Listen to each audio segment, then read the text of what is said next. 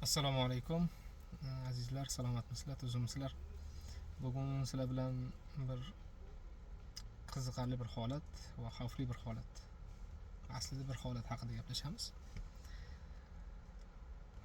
Amerika Qo'shma Shtatlarida Filadelfiya shahrida Northeast Somerton hududida bir maktab bor, Lesh Elementary School degan. Ko'pchilik o'zimizni musulmonlar farzandlarini mana shu maktabga beradi. Hozir shu maktab oldidan o'tib ketayotganimda bir kishi e'tiborimni tortdi. Shim kiyib, ochkilar taqqan va yonida boshqa bir inson turgan edi, popga ko'tarib.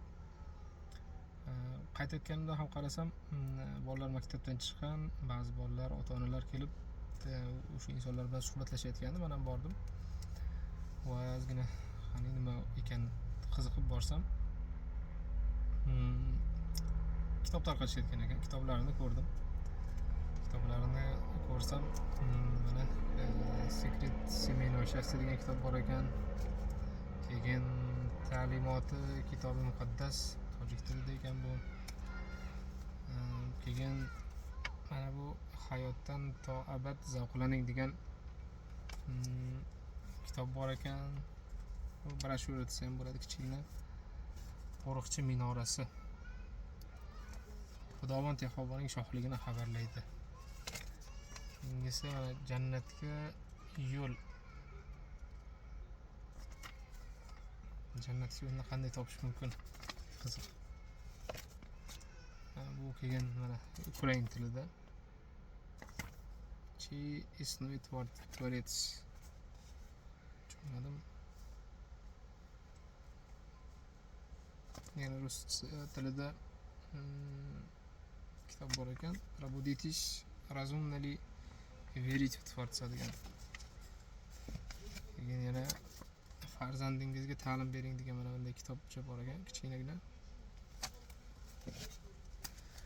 Mana shunaqa kitoblarni tarqatishayotgan ekan. Ko'z o'ngimda bir muslima ayol, ikkita farzandlar bilan o'zimizda O'zbekistondan adashmasam, kitoblarni olib ketdi. Mana shunaqa kitoblarni keyin bilsak, bu Yegova shohidlar O'zbekistonda ham faoliyat yuritgan va ko'plab muammolarga sabab bo'lgan bu yo'nalish. Xabarlar bor. Qancha insonlarni uyini olib qo'ygan, qancha insonlarni uydan quvib yuborgan, mol-mulklarini olib qo'ygan, oxir-oqibat bu shunaqa oqibatlarga olib kelgan O'zbekistonda. Bu yerda ham o'z ishlarini boshlashibdi. Aytmoqchimizki, ogoh bo'ling.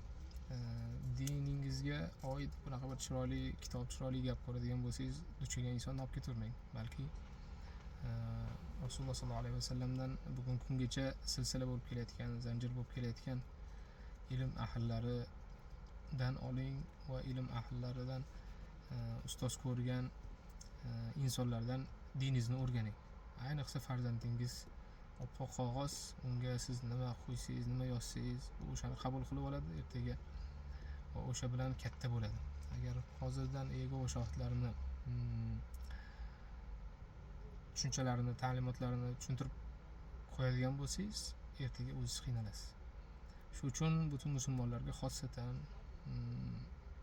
mana shu hududda eshitib turgan ayollarga, onalarga murojaatimiz borki, diningizni tayinli joydan o'rganing, tayinli manbadan, tayinli ustozdan, tayinli kitobdan, tayinli muallif kitobidan o'rganing. Bunday ko'zingizga chiroyli ko'ringan, sizga xushmuomala bo'lib chiroyli gapirgan insonlardan diningizni o'rganib ketavermang. Mana shu yaqin atrofda yashaydigan insonlarga bu videoni bo'lishing, chunki yetib borsin, toki ogoh bo'lishsin. Alloh taolo hech qaysimizni to'g'ri yo'ldan adashtirmasin. Ertaga jannatga to'g'ri yo'l bilan borishga Alloh taolo o'zi nasib etsin. Islom dinidan Alloh taolo bizlarni adashtirmasin. Oxirgi nafasimizgacha la ilaha illalloh Muhammadur Rasululloh kalimasini Alloh taolo tilimizga ham, dilimizga ham jo qilsin, mustahkam qilsin. Assalomu alaykum va rahmatullohi va barakatuh.